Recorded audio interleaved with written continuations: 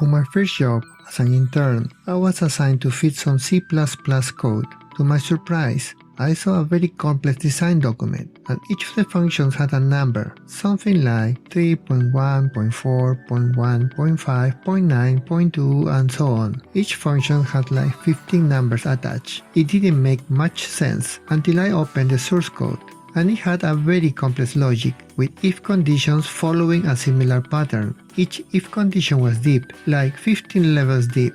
Something like if A and D and H and Z, then and another one with else conditions. Each one was so large that it was almost impossible to follow up. How complex are your games? Is your code simple to read and follow, or a mess like the one I mentioned before? Let me show you some ways to fix this after the intro. Welcome back! If you are new to the channel, I make games, and you can download many of my games from the link in the description below. Last week I was trying to fix the conveyor belts in my game.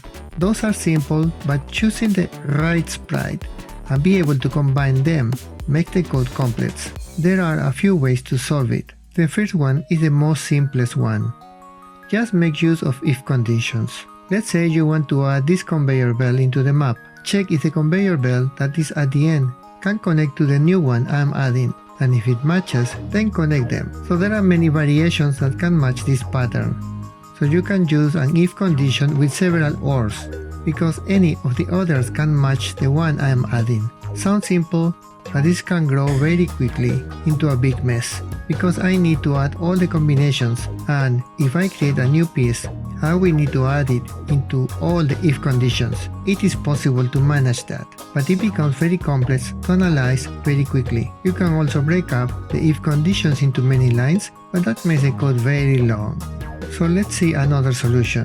The second one is to use switch statements, so you can divide it into something a little bit more manageable. It will be a little bit more easier to read and debug, but still your switch statement will be extremely long, and you will still need to add a lot of code for any new piece you want to add. So these are the most typical ways to solve conditions, using if or switch conditions, but there is another way. If you have made games before, you know that you must use parameters that are stored outside your game, so you can adjust those values without having to touch your source code. So the person trying to balance the game will not have to modify any source code at all. If you know all the possible solutions, you can use parameters as a way to control your game flow and decision making by pre-processing branching, so the conditions for matching are stored outside your game. But how do you do that? Let me show you. Let's say this sprite is sprite number 380. It has an output at certain position in the map, so you can store where to look at as coordinates. So this one is +1, 0,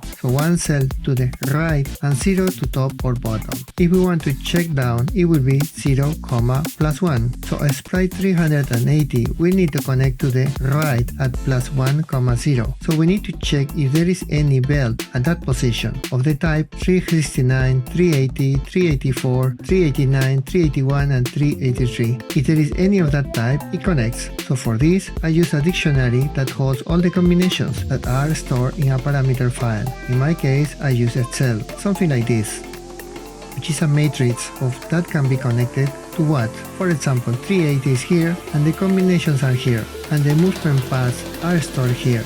So the code that performs all those checks is very small and compact. Initially, I was doing a lot of if conditions, which grew quite large. There are around 20 pieces that I can use, and each one can match with 6 others. So if you make it with if statements, you will get many pages of combinations in code, and debugging that is very difficult. So instead of checking with if conditions or switch statements, I only need to check if my dictionary or list contains the possible answers. So the Excel file contains all the possible combinations and solutions, making the code very easy to manage and compact. The game data and combination logic has been extracted outside the code, making it easier to update and debug. If something doesn't go as planned, it is just data that is wrongly mapped, so your code becomes easier to follow data in one side and generic code in another. As a result of this, during this week, I was able to modify all the belt system so I can merge lines and make things like this. all around your factory, making it more interesting. And because I was talking about branching, I created all the tree handling logic, and now I have in this map 25,000 trees. I still need to add a way to cut them, but the game is running fine with all of them, as you can see now. Besides that, I added many new sprites and animations like these two vehicles, icons, a launch pad, and many more bug fixes. And that's it for today, a short update of the progress in last week. Let me know what you think in the comments below. How do you handle very large branching conditions? If you want to support my work, please click like and subscribe, and click on the notification bell so you do not miss my next update. Thank you so much for watching my journey. See you next week.